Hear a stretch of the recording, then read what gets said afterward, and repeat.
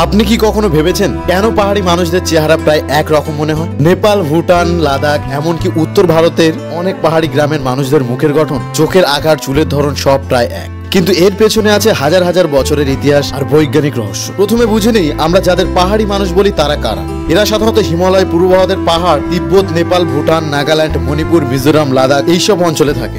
এরা মূলত মঙ্গোলয়েড নৃগোষ্ঠীর অন্তর্ভুক্ত। তাহলে কেন এদের চেহারার এত মিল? এর বড় কারণ হলো জেনেটিক ইনসুলেশন। পাহাড়ি অঞ্চলে প্রাচীনকাল থেকে এরা একে অপরের মধ্যে বিয়ে করে পরিবার গঠন করেছে। আবহাওয়া কঠিন, পথঘাট দুর্গম, ফলে বাইরের মানুষের সাথে মিশে যাওয়া কম হয়েছে। এরপর আসে প্রাকৃতিক অভিযোজন বা অ্যাডাপশন। উচ্চ পাহাড়ি অঞ্চলে বাতাসের অক্সিজেন কম, শীতল জলবায়ুতে বেশি খোলা মুখ বা নাক থাকলে ঠান্ডা সহজেই শরীরে ঢুকে যাবে। তাই চোখের পাতায় বাড়তি ফোলাভাব বা এক ধরনের চর্বি থাকে, যা ঠান্ডা বাতাসের ক্ষতি কমায়। চোখের সরু হবার মূল কারণ সেটাই। নাক তুলনামূলক ফ্যাট, যাতে বেশি ঠান্ডা বাতাস সরাসরি ঢুকে না পড়ে। এখন ভাবুন, হাজার হাজার বছর ধরে এরকম পরিবেশ আর অভ্যাস, তাহলে চেহারার প্রজন্ম থেকে প্রজন্মে একই রকম থেকে যাবে। পাহাড়ি অঞ্চলে অনেক উপজাতি রয়েছে, শেরপা, ভুটিয়া, তিব্বতান, নাগা, মিজো, মণিপুর ইত্যাদি। তাদের আদি বংশধারা চীনের দক্ষিণ পূর্ব থেকে এসেছে বলে গবেষকরা মনে করছেন। এখনো তাদের ডিএনএ মিলিয়ে দেখলে প্রচুর মিল পাওয়া যায়। পাহাড়ের ভিন্ন ভিন্ন দেশ বা রাজ্যে থাকলেও মুখের গঠন প্রায় এক। সব থেকে মজার বিষয় কি জানেন? শেরপা জনগোষ্ঠীর এভারেস্ট অঞ্চলের উচ্চতায় ৮,০০০ মিটার পর্যন্ত অক্সিজেন ছাড়াই চলতে পারে।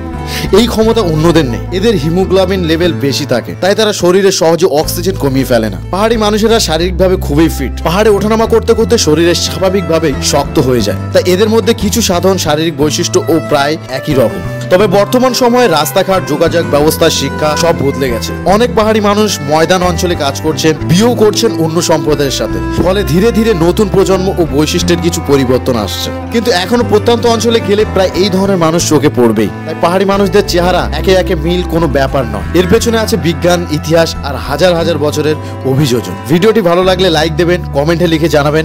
এমন ভিডিও পেতে চ্যানেলটিকে অবশ্যই সাবস্ক্রাইব করবেন।